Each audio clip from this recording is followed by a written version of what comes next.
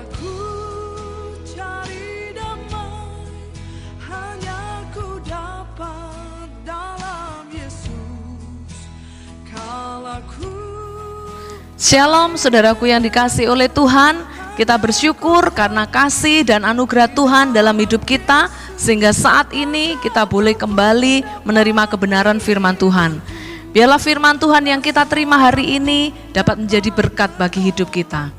Saudaraku, sebelum kita menerima firman Tuhan, mari kita berdoa. Bapa di surga, kami bersyukur Tuhan untuk anugerah-Mu yang selalu baru dalam hidup kami, sehingga saat ini kami akan menerima kebenaran firman-Mu. Mari Engkau berbicara dalam hidup kami Tuhan, nyatakan rencana-Mu yang terbaik dalam hidup kami. Kami siap untuk dibentuk melalui kebenaran firman-Mu. Terima kasih Tuhan, di dalam nama Tuhan kami Yesus Kristus, kami berdoa dan mengucap syukur. Haleluya, amin. Saudaraku yang terkasih, tema renungan firman Tuhan saat ini adalah hidup ini singkat. Saudara, kita tahu bahwa hidup manusia begitu singkat. Kematian adalah sesuatu yang tidak bisa kita elakkan. Cepat atau lambat, siap atau tidak siap, kematian akan datang kepada siapa saja yang pernah hidup di dunia ini. Saudara, kematian menjadi suatu realita yang tidak bisa dihindarkan. Kematian dan umur seseorang adalah sesuatu yang tidak bisa diketahui. Kematian adalah suatu kepastian yang akan terjadi, namun tidak ada seorang pun yang tahu kapan hal itu akan terjadi. Saudara, dalam Mazmur pasal 39 ayat 5, Mazmur pasal 39 ayat 5 dikatakan, "Ya Tuhan, beritahukanlah kepadaku ajalku dan apa batas umurku, supaya aku mengetahui betapa fananya aku." Saudara, dalam doanya Raja Daud menyampaikan tentang realita kehidupan dalam perjalanan hidup manusia. Daud memohon kepada Tuhan tentang kapan ajalnya datang dan berapa batas usia yang dia miliki. Saudara, permohonan ini bukan berarti Daud ingin tahu kapan dia akan dipanggil Tuhan. Tetapi ini adalah sebuah pernyataan tentang begitu fananya kehidupan manusia. Saudara, fana berarti sementara atau tidak kekal. Kefanaan menunjukkan bahwa manusia memiliki keterbatasan secara fisik maupun kelemahan daging. Daud ingin lebih memahami siapa dirinya di hadapan Allah dan begitu terbatas dan singkatnya kehidupan manusia. Saudara, pada umumnya manusia tidak pernah siap menghadapi kematian. Kita bisa melihat contoh saudara, seorang pendiri Apple, Steve Jobs, mengatakan tidak ada seorang pun yang ingin mati. Bahkan orang yang ingin ke surga pun tidak menginginkan kematian untuk sampai ke sana. Saudara, ia mengatakan hal tersebut ketika ia didiagnosis kanker pankreas. Dan ia merasa begitu takut menghadapi kematian. Saudara, mengapa kematian begitu menakutkan bagi manusia? Yang pertama, kematian melambangkan akhir dari sebuah kehidupan. Akhir waktu hidup kita di bumi. Tidak ada lagi kesempatan untuk meraih mimpi atau memperbaiki yang salah. Yang kedua saudara, mengapa kematian begitu menakutkan? Karena kematian melambangkan kehilangan yang mutlak. Kita kehilangan tubuh kita, identitas kita, kehormatan, bahkan nilai-nilai hidup kita. Kita juga kehilangan hubungan dengan orang-orang yang kita kasihi. Yang ketiga saudara, Kematian melambangkan suatu yang tidak diketahui. Ada perasaan tidak aman tentang apa yang dialami setelah kematian. Apalagi saudara, ketika kita harus menjalani kematian sendirian. Saudara, kesendirian menjalani sesuatu yang tidak diketahui pasti tidak menyenangkan. Sekarang pertanyaannya, adakah jalan bagi kita untuk meloloskan diri dari kematian? Dapatkah kita mengalami kehidupan yang kekal selama-lamanya? Jawabannya saudara, ada. Karena Allah menyediakan jalan keluar melalui Yesus Kristus. Yesus sudah mengalahkan kematian, dan kematian terjadi karena hukuman atas dosa manusia. Saudara, kita tahu bahwa Yesus mati menanggung hukuman dosa manusia. Yesus yang tidak berdosa menjadi berdosa karena menanggung dosa kita. Yesus tidak tinggal dalam kematian, tapi Yesus bangkit dari kematian. Yesus telah menang atas kematian. Itu berarti saudara, bahwa hukuman dosa tidak lagi berlaku atas kita ketika kita menjadi milik Yesus. Saudara, kita dapat lolos dari kematian yang kekal ketika kita percaya kepada Tuhan Yesus Kristus. Kita mengakui saudara, bahwa kita adalah manusia berdosa yang perlu Yesus untuk menyelamatkan kita dari hukuman dosa. Dan jangan lupa saudara, undang Dia untuk masuk ke dalam hidup kita sebagai juru selamat kita secara pribadi. Yesus sanggup memberikan hidup yang kekal kepada kita semua. Saudara, memang kita tetap akan mengalami kematian fisik. Tetapi saudara, kematian fisik hanyalah jalan untuk menuju hidup yang kekal. Sebab itu saudara, kita sebagai umat yang percaya kepada Tuhan Yesus Kristus, kita tidak perlu takut akan kematian. Karena Yesus akan menemani kita melewati saat kematian. Sebab Yesus sudah menjalaninya. Dan Yesus sudah bangkit dari kematian. Kita tidak akan pernah sendiri. Seorang penginjil bernama D.L. Moody mengatakan, kematian mungkin adalah raja dari segala ketakutan, tapi Yesus adalah raja di atas segala raja. Sebab itu saudara, jangan pernah takut akan kematian, karena kematian adalah jalan untuk menuju hidup yang kekal. Ada pengharapan setelah kematian, yaitu kita akan ada bersama-sama dengan Tuhan dalam kekekalan. Saudara, dalam Mazmur pasal 90 ayat 10 dijelaskan mengenai masa kehidupan manusia. Mazmur pasal 90 ayat 10 dikatakan, masa hidup kami 70 tahun, dan jika kami kuat 80 tahun. Dan kebanggaannya adalah kesukaran dan penderitaan, sebab berlalunya buru-buru dan kami melayang lenyap.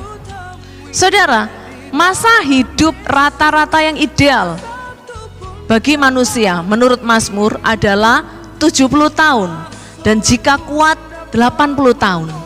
Tetapi saudara, pada kenyataannya kita tahu bahwa tidak harus umur 70 atau 80 tahun seseorang dipanggil Tuhan. Karena bisa lebih dari itu, ada sebaliknya bisa juga kurang dari itu. Ada orang-orang yang hidupnya berakhir pada usia yang sangat muda, bahkan ada juga yang masih anak-anak sudah dipanggil oleh Tuhan. Saudara, jadi usia seseorang bukan ukuran kapan dia dipanggil oleh Tuhan. Tidak ada yang tahu kapan waktu yang Tuhan berikan akan berakhir, dan tidak ada seorang pun yang tahu kapan kita akan dipanggil Tuhan. Sebab itu saudara, kita perlu berdoa agar kita diberi hikmat untuk menyadari saudara, betapa singkatnya hidup kita. sehingga kita mampu mengisi hari-hari kita dengan penuh bijaksana. Dalam Mazmur pasal 90 ayat 12 dikatakan, ajarlah kami menghitung hari-hari kami sedemikian, sehingga kami beroleh hati yang bijaksana. Saudara, dalam hidup ini kita perlu menyadari bahwa segala sesuatu yang kita lakukan hari ini akan kita tuai pada masa yang akan datang.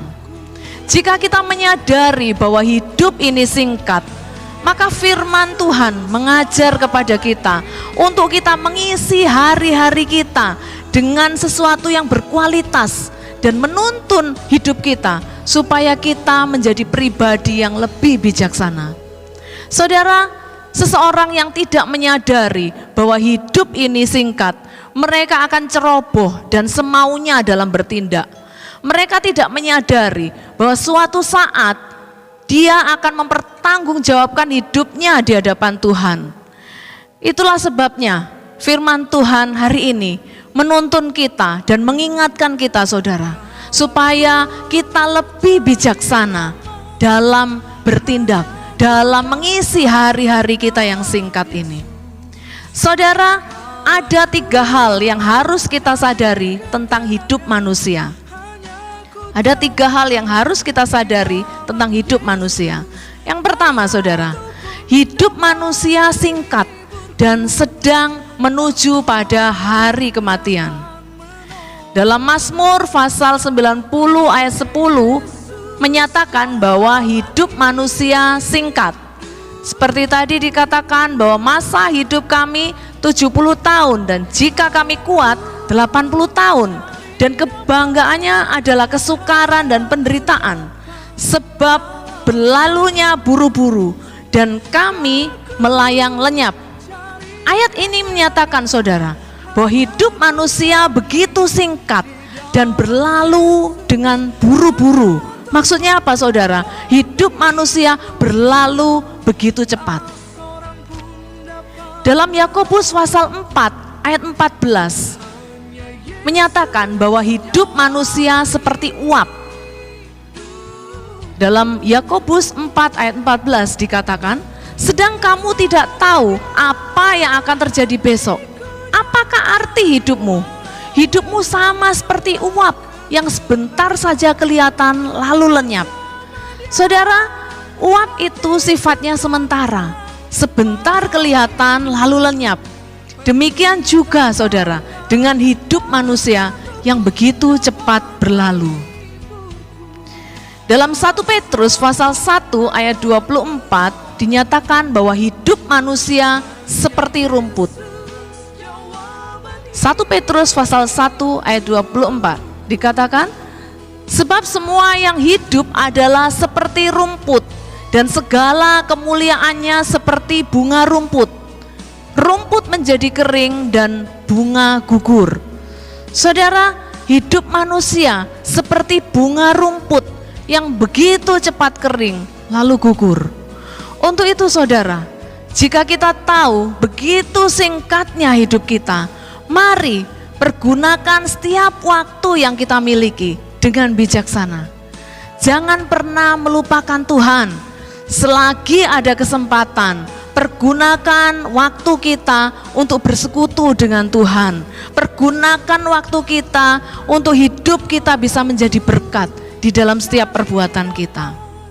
Saudara, hal yang kedua yang harus disadari tentang kehidupan manusia. Yang kedua, saudara, manusia harus mempertanggungjawabkan apa yang dia perbuat di hadapan Tuhan. Dalam 1 Petrus pasal 4 ayat 5 dikatakan, tetapi mereka harus memberi pertanggungan jawab kepada Dia yang telah siap sedia menghakimi orang yang hidup dan yang mati. Saudara, pertanggungan jawab yang dimaksud adalah pertanggungjawaban apakah hidup kita lebih memilih kehendak manusia, kehendak kita sendiri, atau kita lebih memilih kehendak Allah. Ingatlah, saudara, pada hari terakhir atau pada hari penghakiman, kita akan dinilai atau dihakimi berdasarkan perbuatan kita. Apakah kita melakukan hidup kita ini sesuai dengan kehendak Allah atau tidak? Saudara, hal yang ketiga yang harus disadari tentang hidup manusia. Manusia sedang menuju satu masa kekekalan. Saudara, kita tahu bahwa surga itu benar-benar ada. Surga adalah rumah Bapa surgawi, sebuah tempat yang indah yang disediakan Tuhan bagi orang-orang yang percaya dan melakukan firman-Nya. Saudara, di surga tidak ada lagi penderitaan, air mata, sakit penyakit, tidak ada lagi saudara. Melainkan yang ada di surga hanya sukacita, dan sukacita yang melebihi dari sukacita yang ada di dalam dunia ini. Saudara, siapa saja yang boleh masuk surga, saudara? Yang pertama, mereka yang bertobat. Maksudnya mereka yang sudah menerima Yesus sebagai Tuhan dan Juru Selamatnya, sehingga mereka mengalami kelahiran baru. Siapa yang boleh masuk surga, saudara? Orang-orang yang boleh masuk surga adalah orang yang terus-menerus mau bertobat, mau mengakui dosanya setiap kali gagal atau jatuh ke dalam dosa. Karena pengampunan yang dari Tuhan hanya diperoleh melalui pengakuan. Dalam 1 Yohanes pasal 1 ayat 9 dikatakan, jika kita mengaku dosa kita, maka Ia adalah setia dan adil, sehingga Ia akan mengampuni segala dosa kita dan menyucikan kita dari segala kejahatan. Berikutnya saudara, siapa yang boleh masuk surga? Orang yang boleh masuk surga adalah mereka yang setia melakukan firman-Nya dan menang terhadap dosa. Dalam Wahyu pasal 3 ayat 5 dikatakan, barang siapa menang, ia akan dikenakan pakaian putih yang demikian. Aku tidak akan menghapus namanya dari kitab kehidupan, melainkan aku akan mengaku namanya di hadapan Bapa-Ku dan di hadapan para malaikat-Nya. Saudara, Tuhan tidak menilai berapa lama kita hidup di dunia ini, tetapi bagaimana kita hidup, bagaimana kita menjalani hidup kita. Sebab itu saudara, selagi masih ada waktu, mari pergunakan setiap waktu dengan sebaik-baiknya. Saudara, bagaimana kita dapat mempergunakan setiap waktu kita dengan bijaksana? Yang pertama saudara, kita harus membangun hubungan yang dekat dengan Tuhan. Tuhan berdaulat dan Dia dapat melakukan segala sesuatu yang Dia kehendaki. Tapi saudara, Tuhan tidak dapat memaksa kita untuk mengasihi, untuk mencintai dan dekat dengan Dia. Mengapa saudara? Karena Ia telah memberikan kehendak bebas kepada kita sebagai manusia. Kerinduan hati Tuhan agar kita bisa dekat, menjalin hubungan yang intim dengan Dia. Tuhan rindu supaya kita mengasihi dan mencintainya dengan segenap hati. Pada saat malam hari, Ia merindukan kita untuk bersekutu dengannya. Dan saat pagi hari, Tuhan menunggu-nunggu kita supaya kita datang kepadanya. Saudara, sekarang pilihan ada di tangan kita. Apakah kita mau menyediakan waktu kita untuk membangun hubungan yang dekat dengan Tuhan? Atau sebaliknya, kita masih sibuk dengan urusan-urusan kita sendiri? Firman Tuhan mengingatkan kita saudara, bahwa sebagai orang percaya, kita harus sadar bahwa waktu kita atau jam kehidupan kita suatu saat bisa berhenti. Dan apa saudara yang kita bisa lakukan? Persiapkan hidup kita, lakukan yang terbaik, bangun hubungan kita dengan Tuhan. Saudara, bagaimana kita dapat mempergunakan setiap waktu kita dengan bijaksana? Yang kedua, berjalan menurut tujuan yang telah Tuhan tentukan bagi kita. Dalam Yeremia pasal 29 ayat 11 dikatakan, sebab aku ini mengetahui rancangan-rancangan apa yang ada padaku mengenai kamu. Demikianlah firman Tuhan, yaitu rancangan damai sejahtera dan bukan rancangan kecelakaan, untuk memberikan kepadamu hari depan yang penuh harapan. Saudara, bagaimana seseorang dapat mengetahui dan berjalan dalam tujuan hidup seperti yang Tuhan telah tetapkan? Saudara, bagaimana caranya? Dengan mengenal Allah, dengan membangun hubungan yang dekat dengan Tuhan, kita dapat mengetahui dan kita dapat berjalan dalam tujuan hidup yang telah Tuhan tentukan bagi kita. Tuhan mengetahui tujuan hidup kita sebab Ia adalah pencipta kita. Saudara, bagaimana kita dapat mempergunakan setiap waktu kita dengan bijaksana? Yang ketiga, saudara, menjalankan amanat agung Tuhan Yesus. Saudara, sesuatu yang disampaikan sebelum seseorang meninggal kepada keluarganya itu adalah hal yang sangat penting dan biasanya akan ditaati. Dan sebelum Yesus naik ke surga, ada suatu amanat yang sangat penting bagi kita semua, dan itu yang dikenal dengan amanat agung. Apa isi dari amanat agung tersebut, saudara? Dalam Matius pasal 28 ayat 19 sampai 20 dikatakan, karena itu pergilah, jadikanlah semua bangsa muridku, dan baptislah mereka dalam nama Bapa, Anak, dan Roh Kudus, dan ajarlah mereka melakukan segala sesuatu yang telah kuperintahkan kepadamu. Dan ketahuilah, aku menyertai kamu senantiasa sampai kepada akhir zaman. Saudara, Yesus datang untuk memulihkan kerajaan Allah yang telah hilang pada saat Adam dan Hawa jatuh ke dalam dosa. Yesus sudah melaksanakan misinya ketika Dia datang ke dunia. Dia menghapus dosa kita melalui kematiannya di kayu salib dan memberitakan kerajaan Allah. Dan saat ini Yesus sudah berada di surga, dan kita yang masih hidup, kita harus melanjutkan misi yang sudah Yesus lakukan, yaitu untuk memberitakan kerajaan Allah. Saudara, jadilah saksi Kristus dan beritakan firman Tuhan kepada mereka yang belum mengenal Allah. Mungkin mereka adalah orang tua kita, anak-anak kita, saudara-saudara kita, teman-teman kita, ataupun orang-orang yang dekat yang ada di sekitar kita yang masih belum percaya bahwa Yesus adalah Tuhan. Inilah tugas kita, saudara, untuk menyampaikan Injil kerajaan Allah. Jadilah berkat lewat perkataan dan perbuatan kita yang memuliakan Allah. Saudara, kita harus ingat 3 hal yang pasti akan terjadi kepada setiap manusia, dan kita harus menyadari. Yang pertama, manusia sedang menuju pada hari kematian. Yang kedua, manusia sedang menuju ke tahta pengadilan Allah, dan manusia sedang menuju pada masa kekekalan.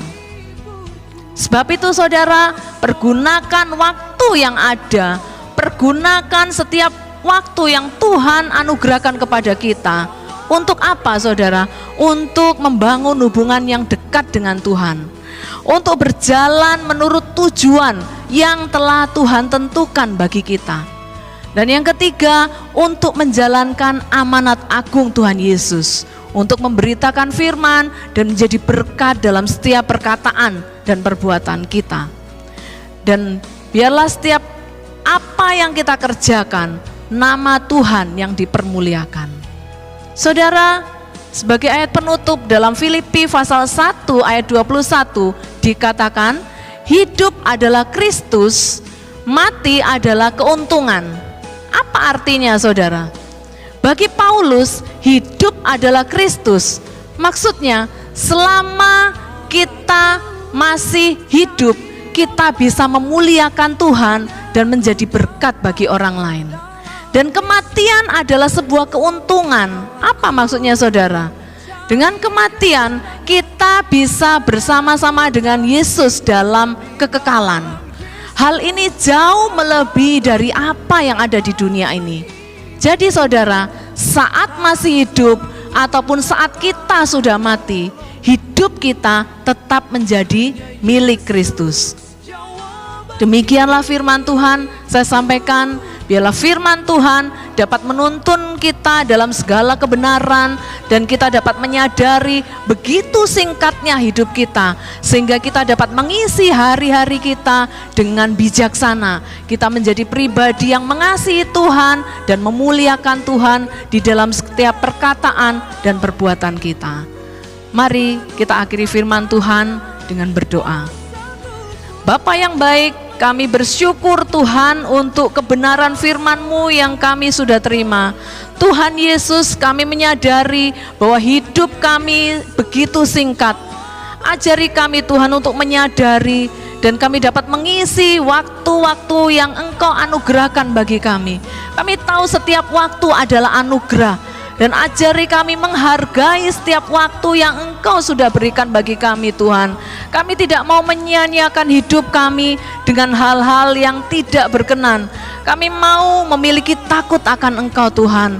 Kami mau lebih bijaksana dalam mempergunakan setiap waktu kami. Kami rindu membangun hubungan kami lebih dekat dengan Engkau. Dan kami rindu juga Tuhan, kami boleh memiliki roh yang takut akan Engkau. Kami boleh menjadi saksi-Mu dalam setiap perkataan dan perbuatan kami yang memuliakan nama-Mu. Mampukan kami Tuhan. Tanpa kuasa Roh Kudus-Mu kami tidak mampu berjalan sendiri. Namun kami percaya Tuhan, Roh Kudus-Mu memampukan setiap kami supaya kami menjadi pribadi yang bijaksana. Terima kasih Tuhan untuk kebenaran firman-Mu saat ini, dan kami percaya kami siap untuk menjadi pelaku-pelaku firman-Mu. Terima kasih Bapa, di dalam nama Tuhan kami Yesus Kristus kami berdoa dan mengucap syukur. Semua yang percaya katakan amin. Saudaraku yang terkasih, dimanapun kau berada, apapun masalah yang kau alami, percayalah dan katakan bahwa Yesus adalah jawaban bagi hidupmu. Tuhan Yesus memberkati.